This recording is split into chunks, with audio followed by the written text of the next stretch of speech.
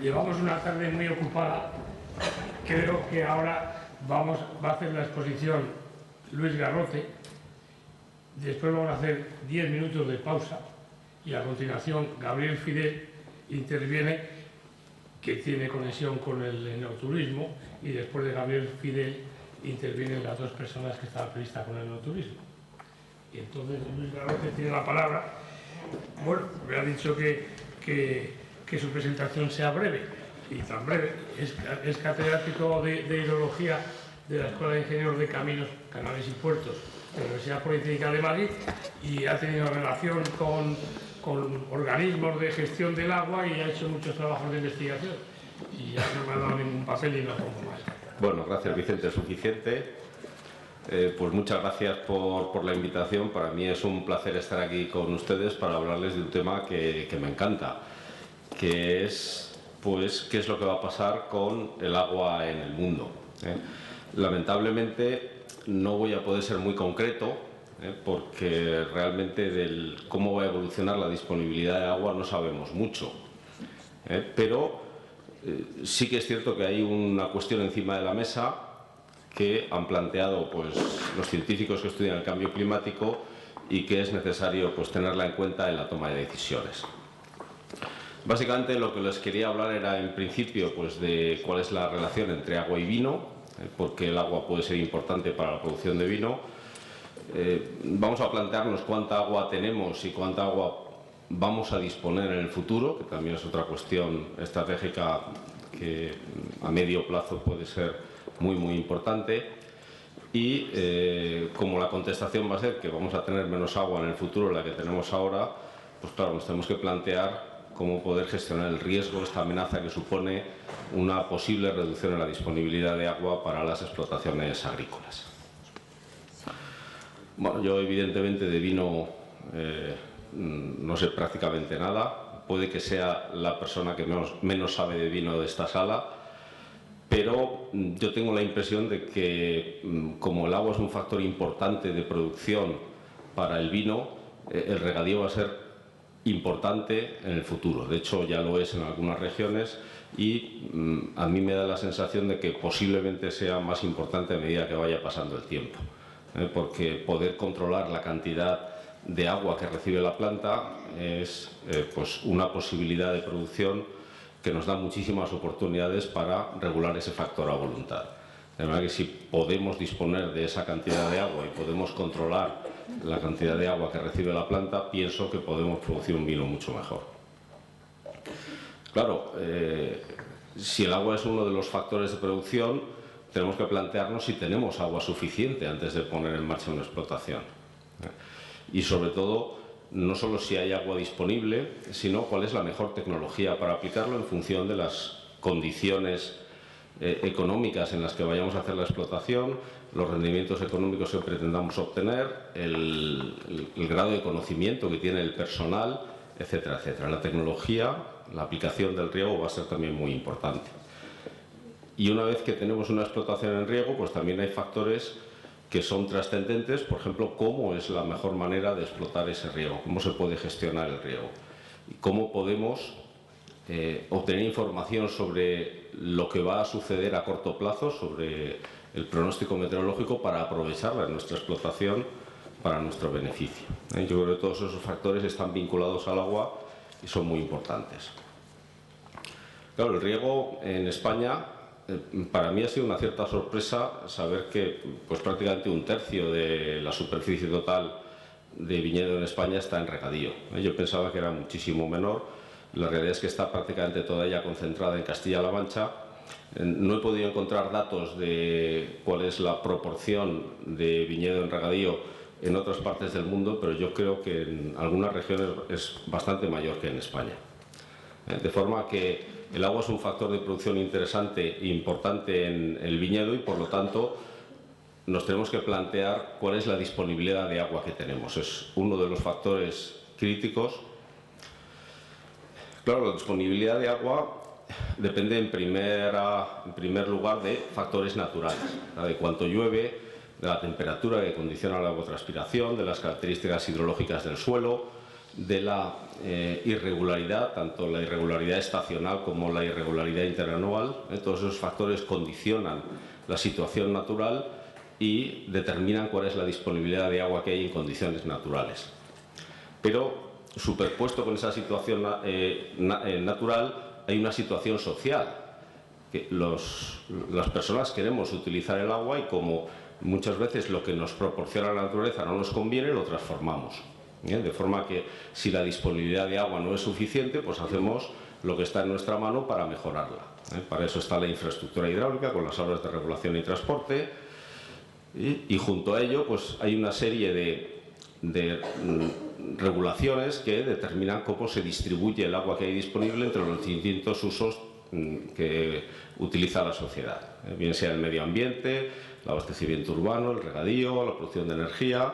Hay muchos agentes que quieren utilizar agua y es necesario establecer unas normas, unas reglas para ver cómo se reparte y eso condiciona también la disponibilidad. Y finalmente hay un factor que cada vez es más importante y es las cuestiones relativas a la cantidad, a la calidad de agua.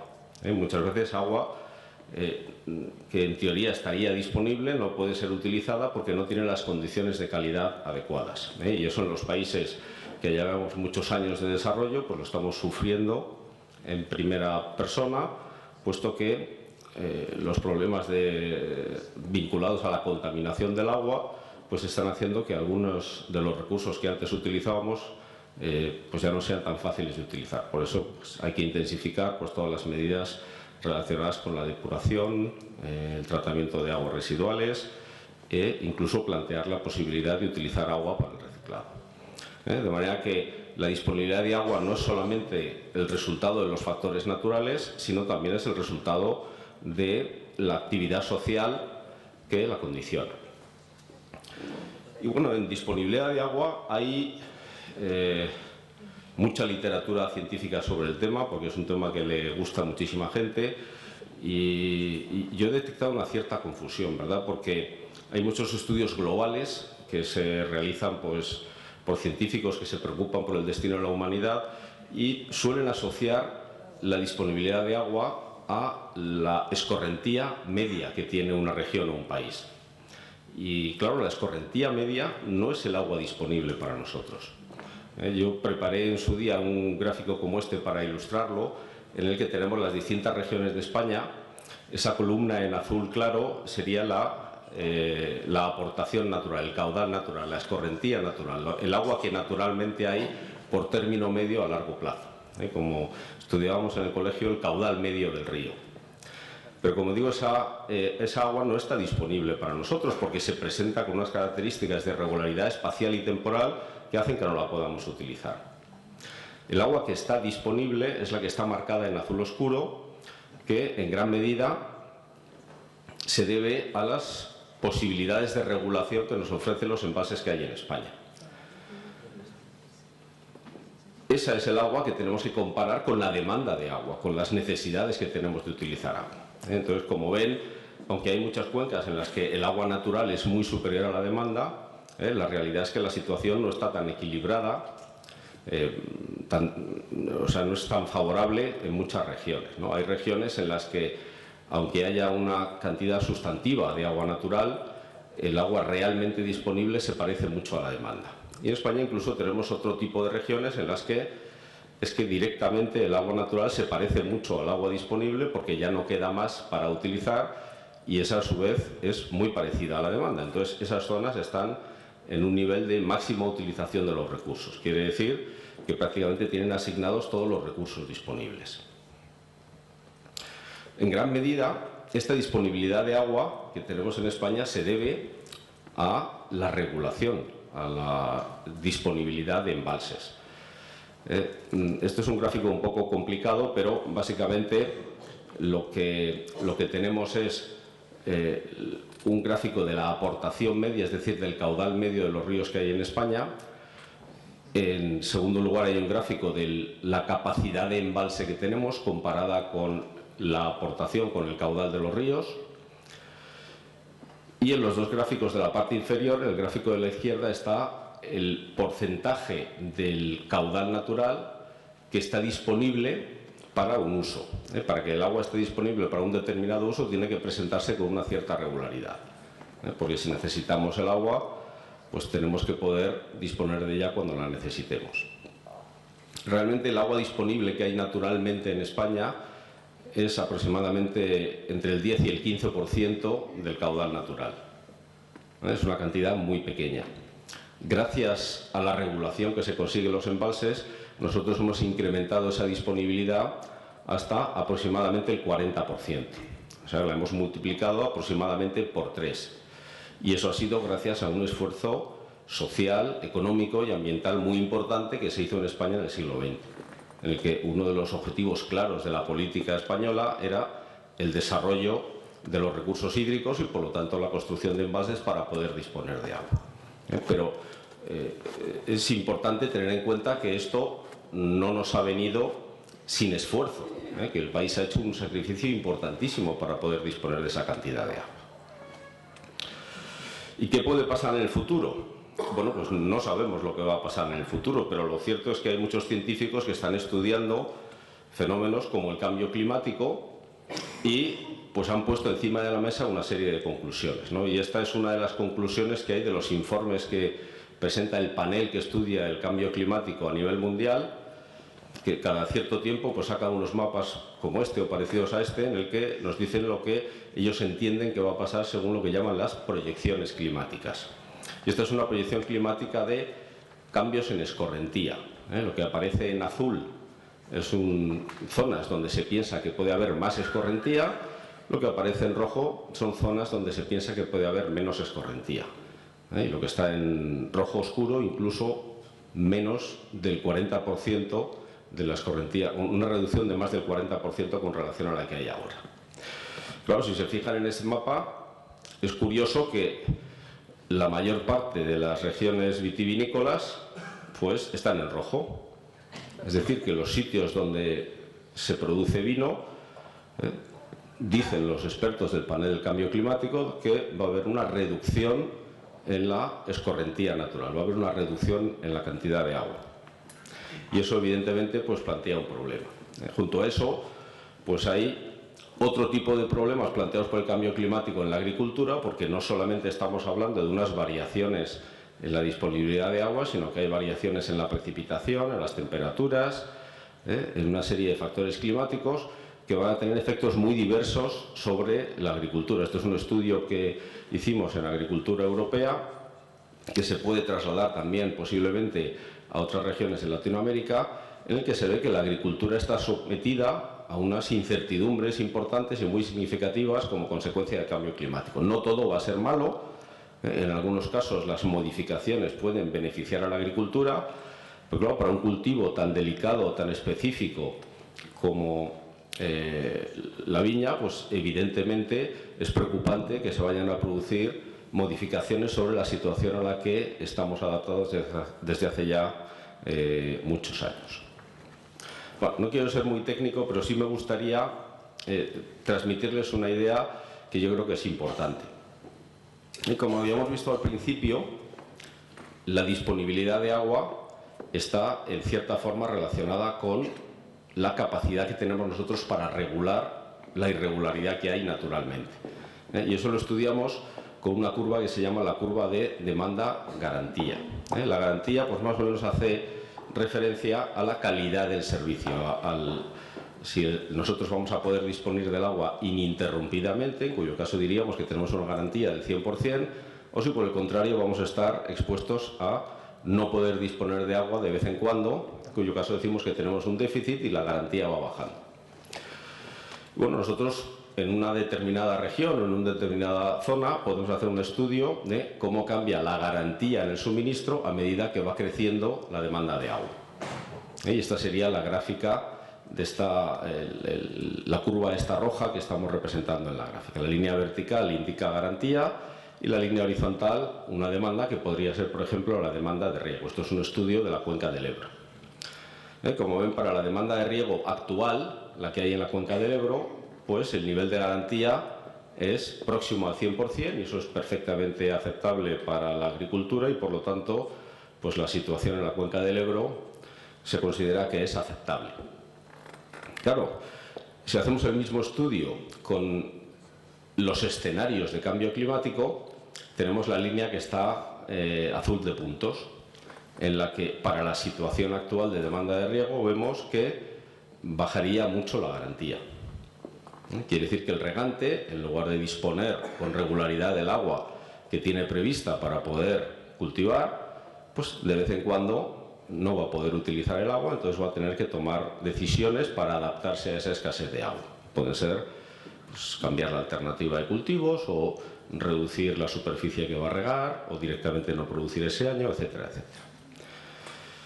Claro, en esa situación pues hay pocas soluciones, ¿verdad? Una solución es pues conseguir que el regante viva con menos garantía, reducir su garantía y por lo tanto exponerle a esa irregularidad climática, y estaríamos entonces transformando la agricultura de regadío de nuevo en una agricultura que se parecería a la de secano, siempre con la incertidumbre de si voy a poder disponer o no disponer del agua correspondiente. Y la otra alternativa pues podría ser reducir la demanda,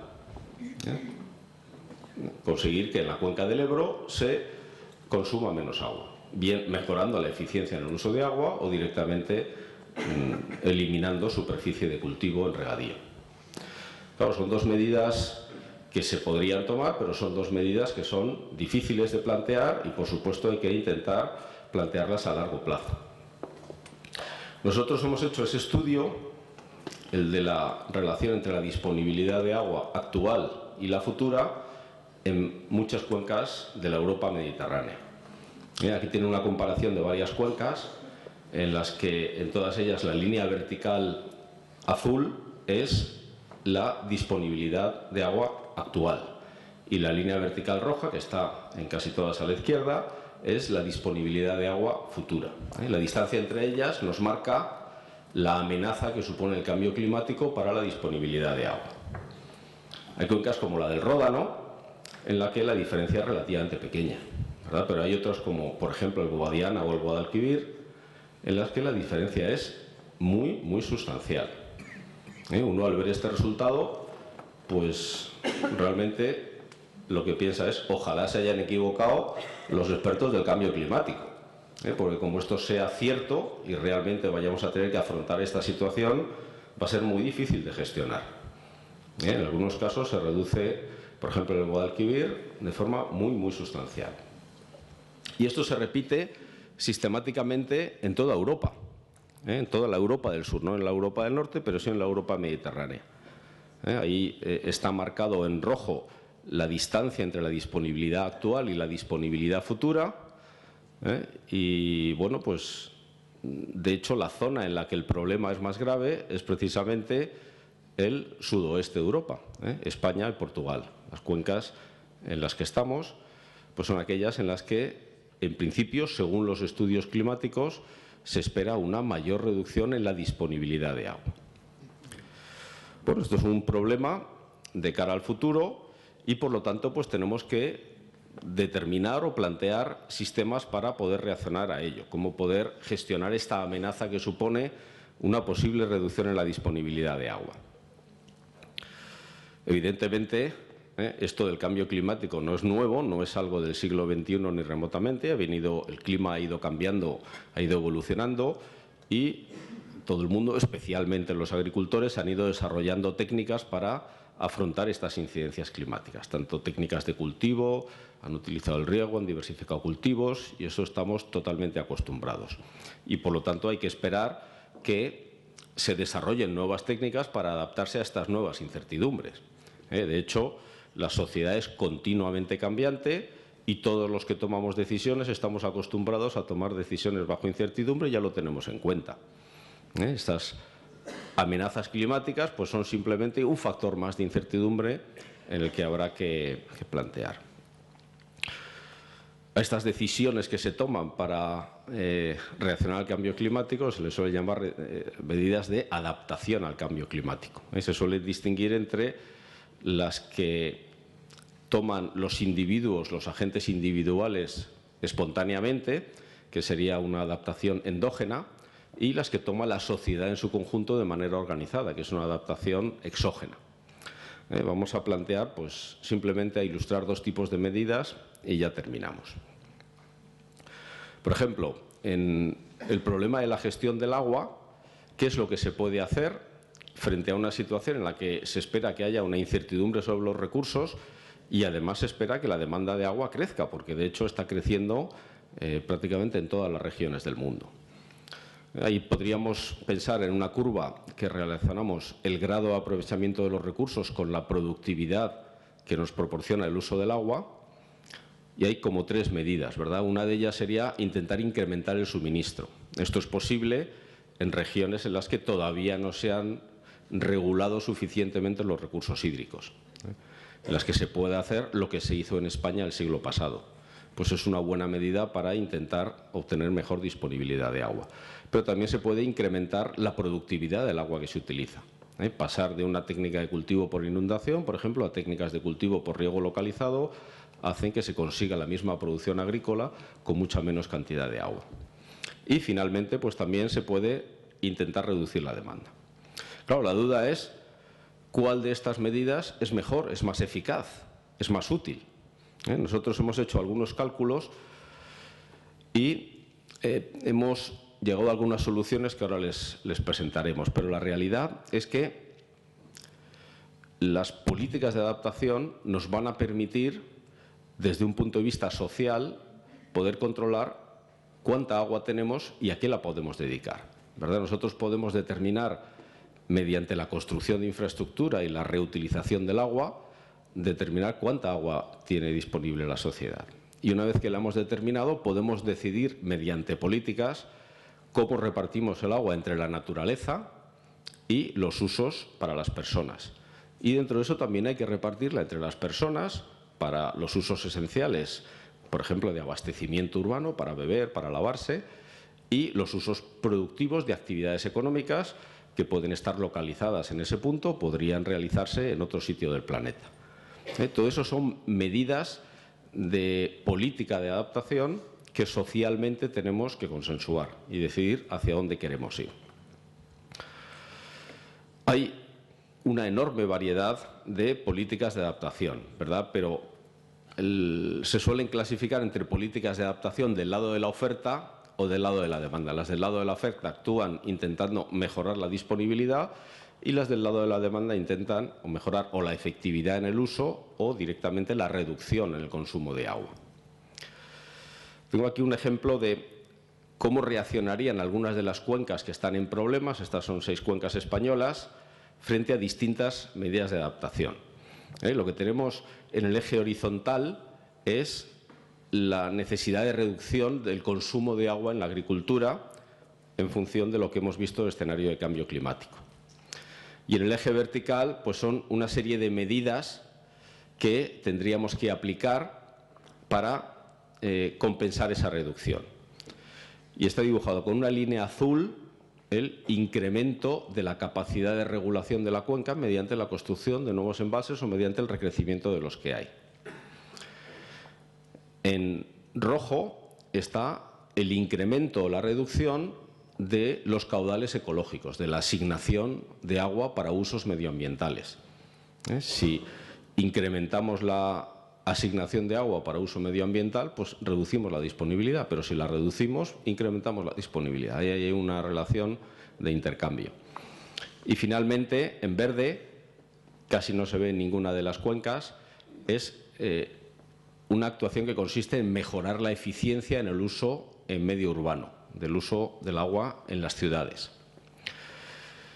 Es un poco compleja la discusión, pero básicamente lo que se ve es que hay 2 grandes grupos de cuencas, ¿verdad? Las que están en la parte de arriba, que son el Tajo, el Duero y el Ebro, ahí se ve que hay una serie de medidas que tienen un cierto recorrido, ¿verdad? Y que se podría conseguir reducir la necesidad de disminuir la demanda de agua en una cierta cantidad sustantiva.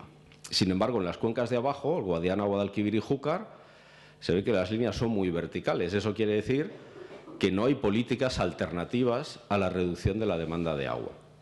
Y, por lo tanto, en un futuro, estas políticas no funcionarían. Aunque se hicieran más embalses, no se dispondría de más agua. Es una situación pues parecida a que una persona que es pobre, que tiene poco dinero, decide, para mejorar su situación, ir al banco y abrir otra cuenta. Bueno, si no tienes dinero que meter en la cuenta, ¿para qué la vas a abrir? Lo mismo sucede con los embalses. Si no tenemos agua, ¿para qué lo vamos a hacer? Pero claro, esto no funciona en determinadas cuencas, pero hay otras donde sí que tiene una cierta efectividad. Entonces, el resultado de estas políticas de adaptación va a depender mucho de las condiciones locales. Y eso es muy importante tenerlo en cuenta. Finalmente, vamos a hablar un poco de adaptación endógena, la que tiene que hacer el propio agricultor. ¿Qué es lo que tiene que hacer? Pues, en mi opinión, una de las formas mejores de adaptarse es invertir en sistemas de información. Porque antes siempre estábamos acostumbrados a tomar decisiones basado en lo que sucedía históricamente, ¿verdad? Pero si esa tendencia histórica cambia como consecuencia de una acción, por ejemplo, el cambio climático, pues lo que hemos experimentado en el pasado no nos sirve para tomar decisiones y tenemos que buscar otra fuente de información para poder tomar esas decisiones. Por ejemplo, planteo aquí un ejemplo que me ha dicho Vicente que tiene poco sentido agronómico y vitivinícola, pero bueno, que se puede matizar, ¿no? Pero vamos a pensar que tenemos que tomar una decisión de cuándo, si cosechar inmediatamente o cosechar dentro de un par de semanas. Que hay una variable meteorológica, por ejemplo la lluvia, que si llueve, pues perdemos parte de la cosecha. En cambio, si esperamos y no llueve, vamos ganando dinero. O sea que tenemos ahí lo que se llama una matriz de retribuciones, en la que si cosechamos y llueve, pues tenemos un beneficio de 200 euros, pero si cosechamos inmediatamente y no llueve, nuestro beneficio crece. Y, sin embargo, si esperamos a cosechar, nuestro beneficio, y si cae lluvia en el tiempo intermedio, nuestro beneficio disminuye mucho y, sin embargo, si no llueve, pues como el grado de maduración avanza, pues tenemos un beneficio un poquito mejor. ¿Qué pasa? Pues que es muy difícil tomar esa decisión, ¿verdad? Es una decisión difícil porque tenemos ahí unos beneficios y unos costes que están vinculados a una situación meteorológica y no sabemos muy bien cómo aclararlos. Si disponemos de un sistema que nos permita cuantificar esas probabilidades de ocurrencia de cada uno de los eventos, por un cálculo de probabilidad muy sencillo podemos ver el valor esperado y nos puede ayudar a tomar la decisión. De forma que esta inversión en sistemas de alerta temprana y sistemas de información puede mejorar sustancialmente cómo tomamos decisiones en la explotación, que evidentemente en el futuro pues, tendrá que ir siendo cada vez más tecnificada y cada vez más sofisticada.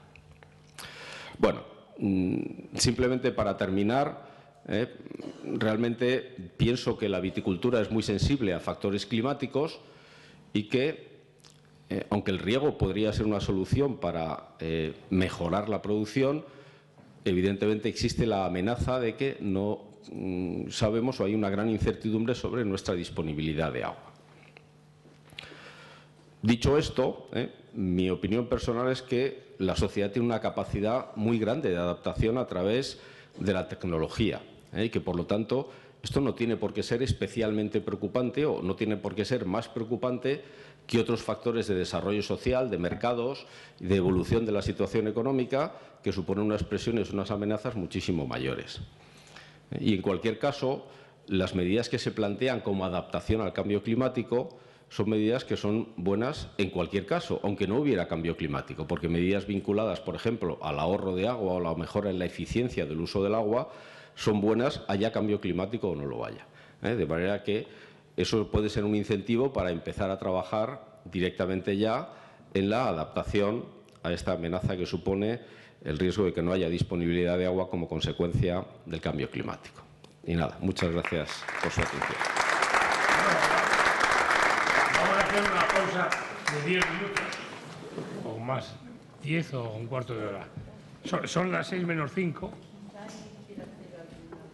O lo hacemos al final, porque yo creo que llevamos ya mucho tiempo.